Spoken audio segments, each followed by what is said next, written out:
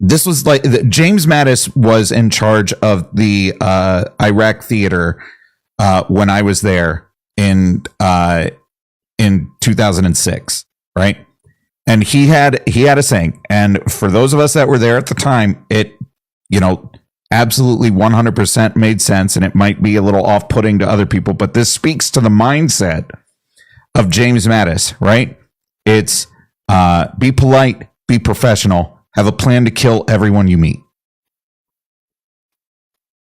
James Mattis. Walk softly, carry a big stick. Exactly. That used to be how things were done. Yeah.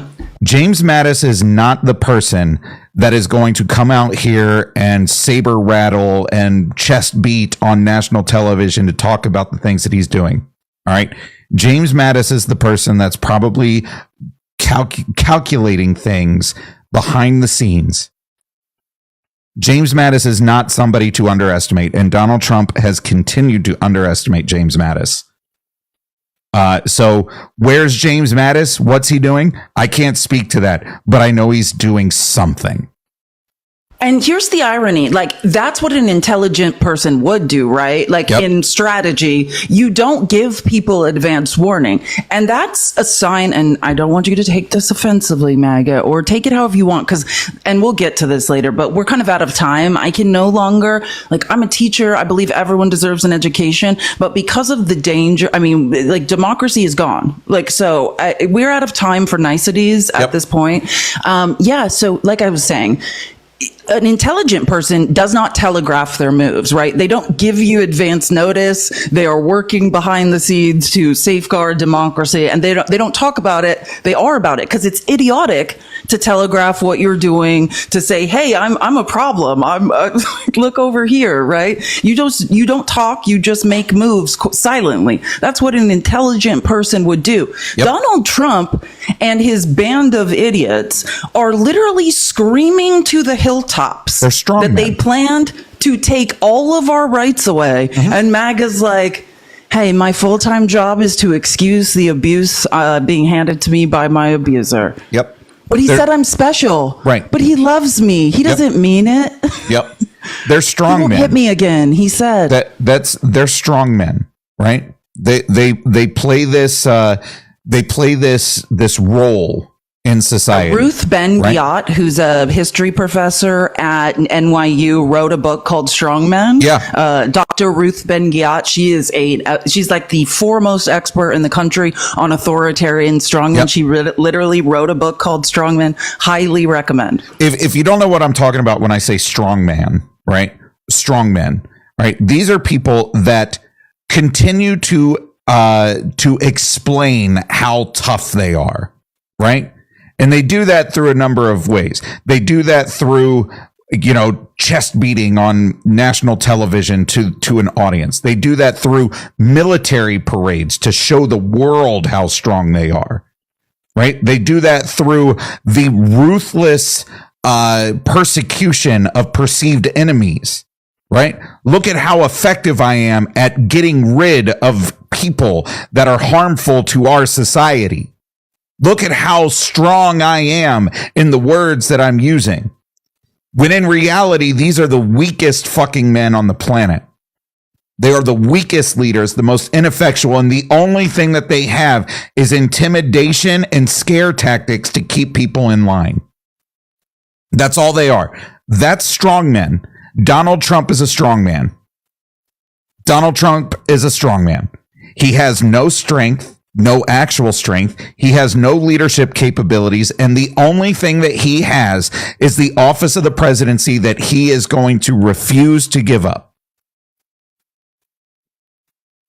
And he's going to continue to show his strength through shit like mass deportations of people, military parades on his birthday. Look at how respected and loved I am in this country that they would throw me a parade on my birthday.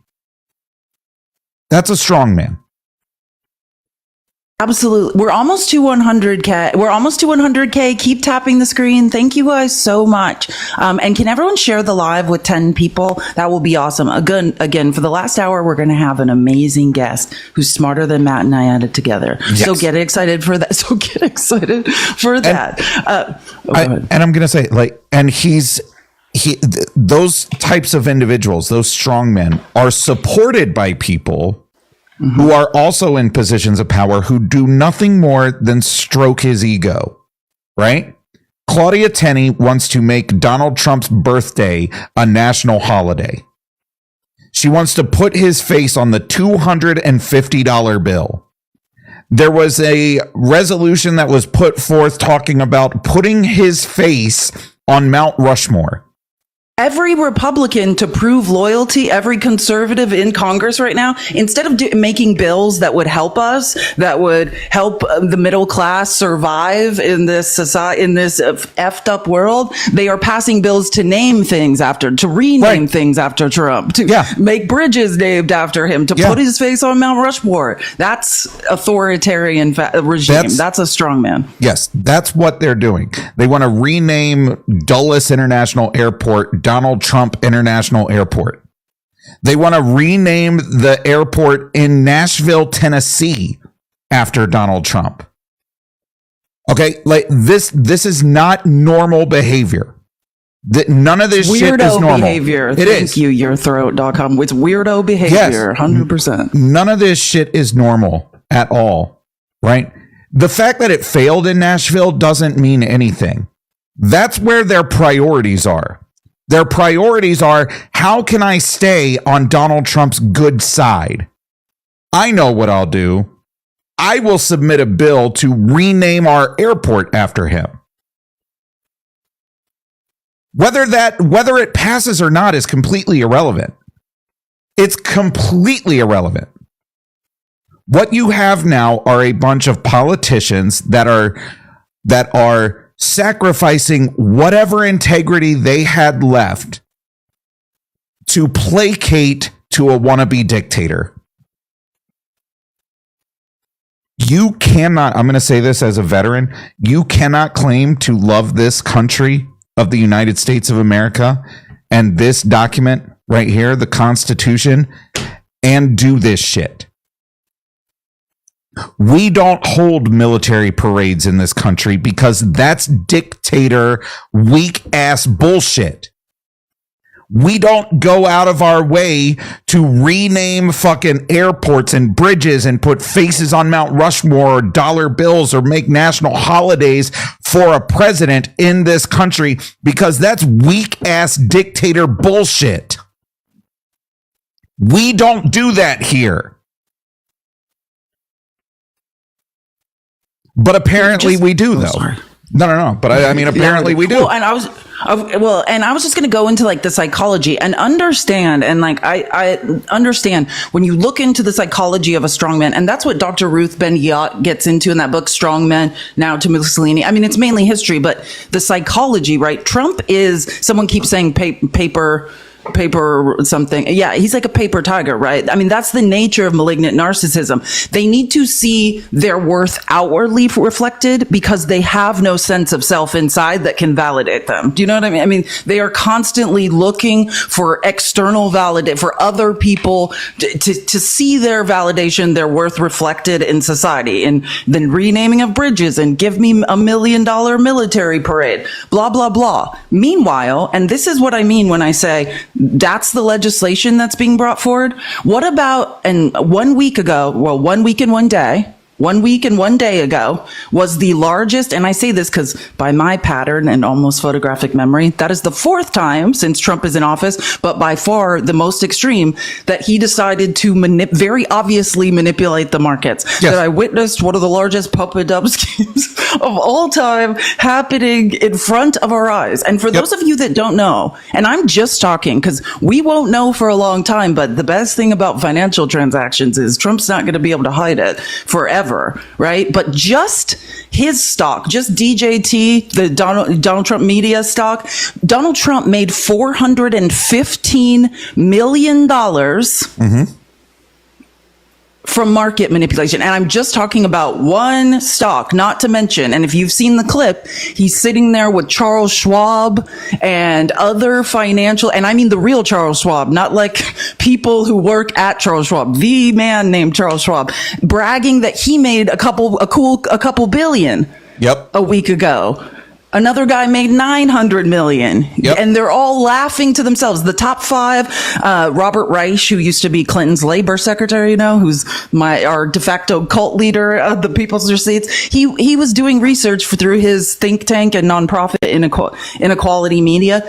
The top 500 richest people in the world made $304 billion. In market manipulation. These are huge transfers of wealth. And instead of questioning any of these things, they are saying, let's name some bridges. Let's rename some airports after. Oh, and of course, margarine is already caught. Like, I could get into the stock trading. There's a man, he's from Rob from Pennsylvania. I think, I'll look up his name. Like, he's a freshman in Congress. He's placed, dozens of trades since he since he was sworn in Congress. He has made $269 million from his positions in the stock market. He literally campaigned on banning stock trading in Congress. This is a giant money grab. And instead of Congress, who we sent these people there are direct representatives. This is direct democracy. Instead of protecting us and fighting for our rights, they're like, what kind of bridge can I name after Trump? And Starlight, so who is worse, him or those catering to him? Yes. Well, yeah. Exactly. I mean, the answer is yes. He can't do it. Yes, absolutely. I mean, the answer is yes. He can't survive if he's not propped up by two things. Right. First of all, his ring of sycophants who are enriching themselves. And second of all, the complacency of the American people, the apathy, right? 1930s Germany happened because millions of people were like, hey, it's not affecting me. I'm just going to sit here. I've been saying that so long. The reason that Nazis were able to rise to power in Germany wasn't because of the overwhelming support, but because of the overwhelming apathy about it. And what we have now in this country right now are millions and hundreds of millions of people who all say the same thing. I don't get involved in politics. You got all of these people in this country that are just turning a blind eye to what is happening because as of right now, it hasn't affected their life. What's that old adage? If you don't learn your history, you are doomed to repeat it. Exactly. Absolutely. And here we have in the United States of America a one-for-one recreation of how all of this shit happened in 1920s and 1930s Germany. And what is a majority of this country doing? And a majority of this country is doing it. They're turning a blind eye to it. They have buried their head in the sand because they don't get political. It's just politics, guys. And no, whatever you have to tell yourself, whatever the justification is, it's just the criminals. Mm-hmm. He doesn't mean it. Whatever it is, it's just an excuse. And you're lying to yourself. Here's a fun little thought process game, which is going to be really difficult for MAGA to play, but the rest of us will get an enjoyment out of this. Remember when he was campaigning and the argument was he's not going to deport American citizens. It's just going to be it's just going to be illegal immigrants that have committed crimes. And then we started getting into his administration, right? And he starts just rounding up everybody that's an undocumented immigrant, regardless of their criminal status. And the narrative changed. It was, well, they're already criminals because they came here illegally. But they're still not American citizens. So, we can deport them whenever we want. And now you've got Donald Trump saying we're going to go after the homegrown ones next. And what's happening? The narrative and messaging is changing again. Pam Bondi went on Fox News yesterday and told, what's his name? Jesse Waters, that what we're talking about are people that have committed the most heinous of crimes. That Donald Trump, it's already starting. Yeah, she's already sane washing the crazy shit he's saying. These are the most heinous of criminals that we just think would be better suited for the safety of this country if we just got rid of them. They're citizens. Let me help you. That's the highest. This is the highest legal expert in the country. This is right. The DOJ, the head of the DOJ. She is the Attorney General. It's illegal. Yeah. These are American citizens. American citizens have the right to due process on U.S. soil. And if you are going to be incarcerated, that happens on U.S. soil. Yep. And this woman is like, hey, Constitution be damned. She is beholden to the ethics of the bar. This should be alarming. Yep. And this was all facilitated by the Supreme Court when they ruled that a president acting in the authority of the office is immune from prosecution. So here you go. You have the president of the United States commanding and dictating to the DOJ, the Department of Homeland Security, to deport criminals.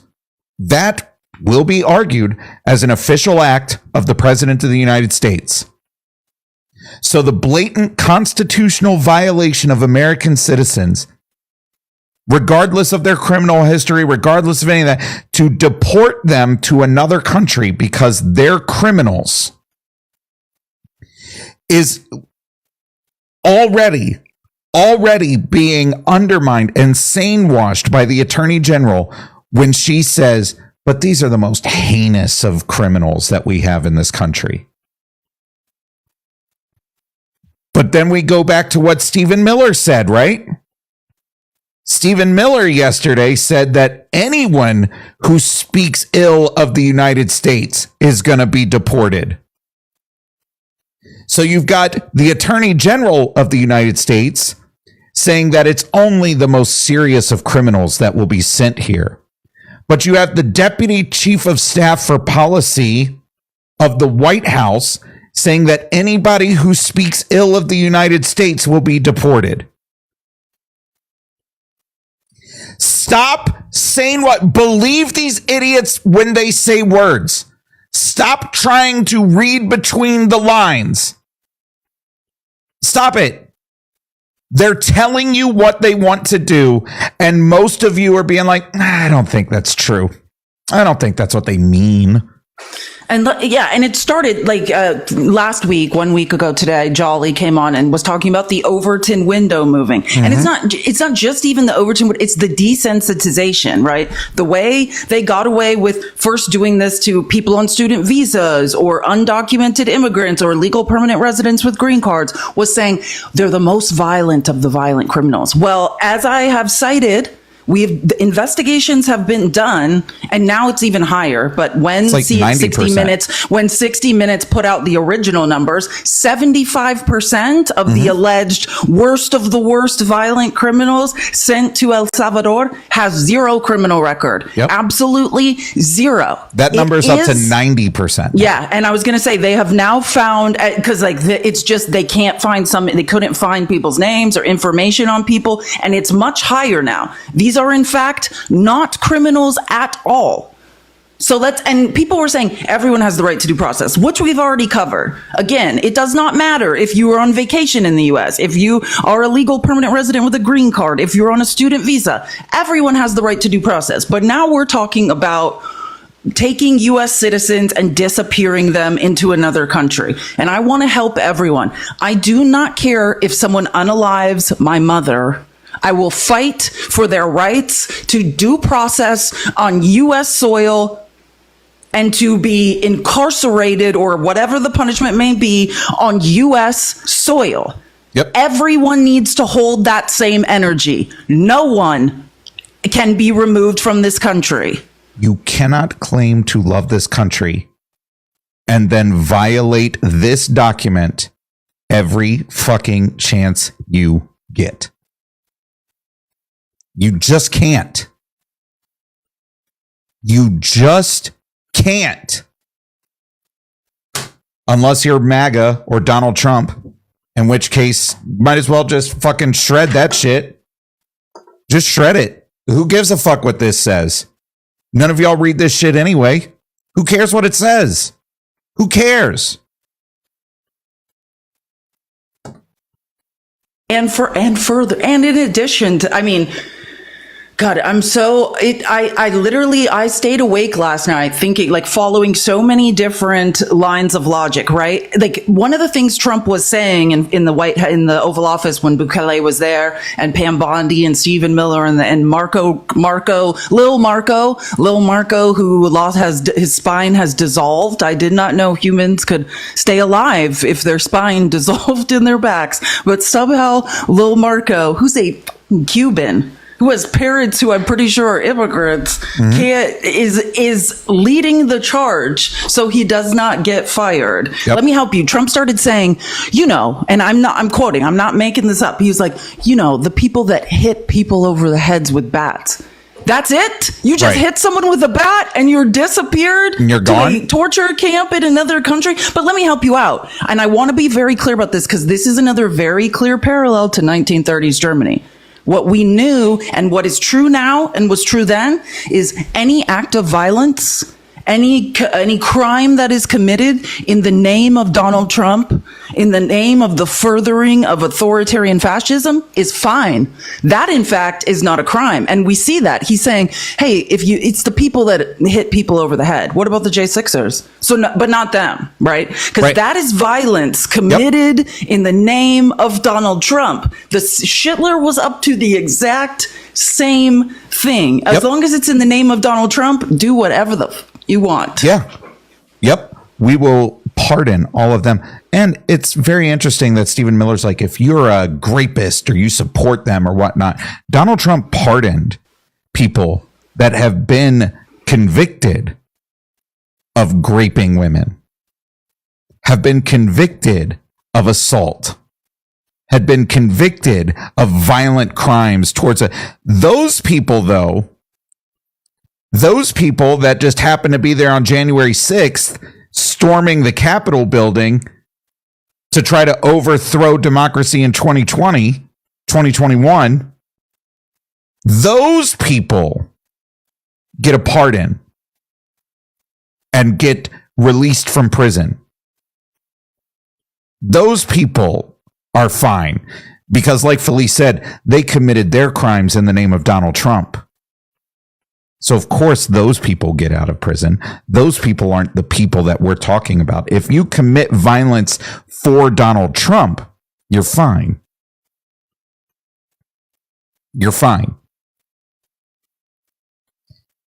There is no logical consistency in any of this. Let me help you, MAGA. That's why I say our beliefs are data-driven and fact-based. Yep. If you defend any of this, you are a hypocrite. Yep. And a fool. Period. Yep. This is what we call logical inconsistency. Yep. Yep. And this is where we're at. This is the tipping point in the United States right now. Right? This is the tipping point in the United States right now. We've got Donald Trump and all of his cronies in the White House and in the administration that are doing everything they can to undermine this document, to consolidate power within themselves so that they can just get rid of that document entirely. That is what they're doing.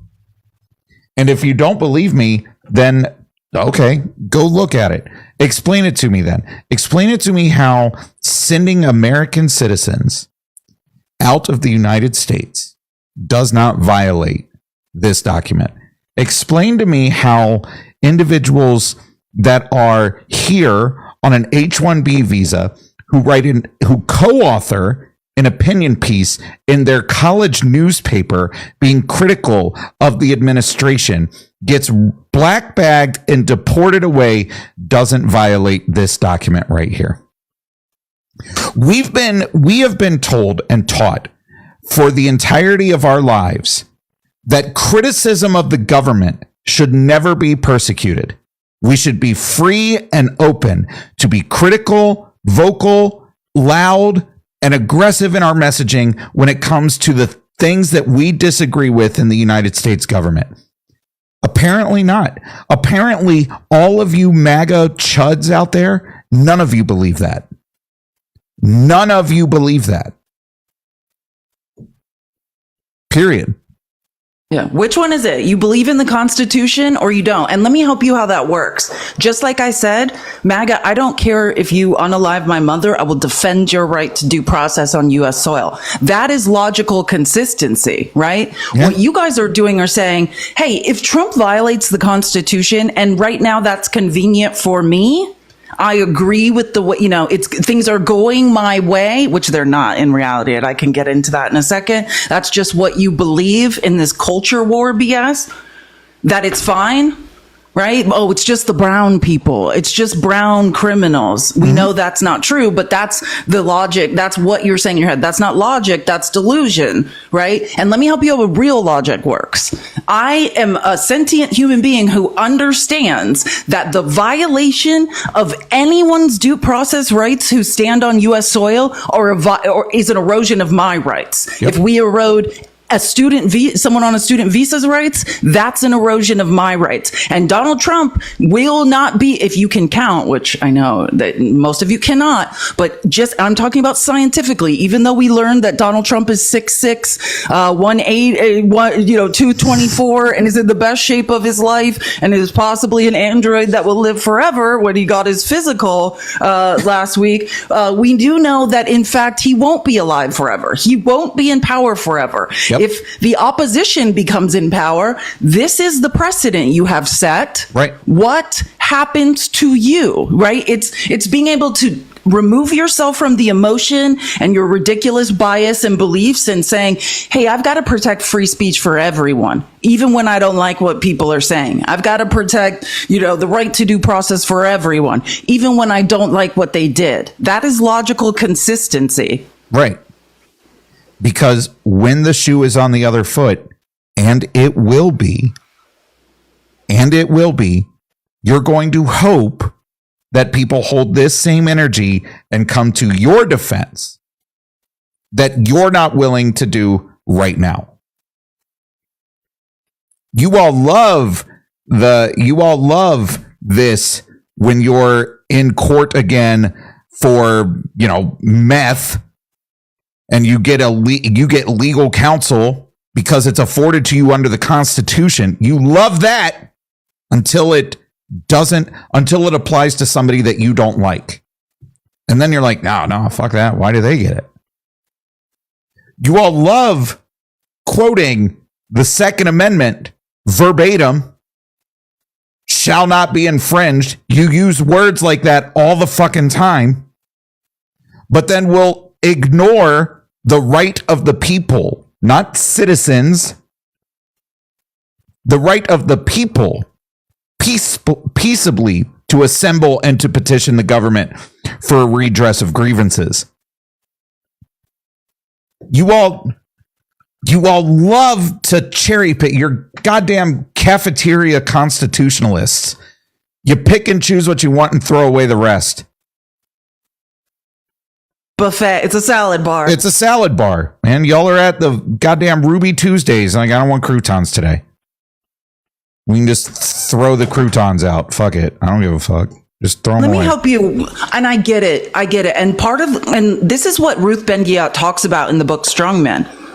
The nature of the culture around strongmen is you've got to other people, right? You've got to create the enemy within, and the people and the strong men are always victims, right? Someone is always attacking them. But let me help you with the difference. When the J6ers were prosecuted, they received due process.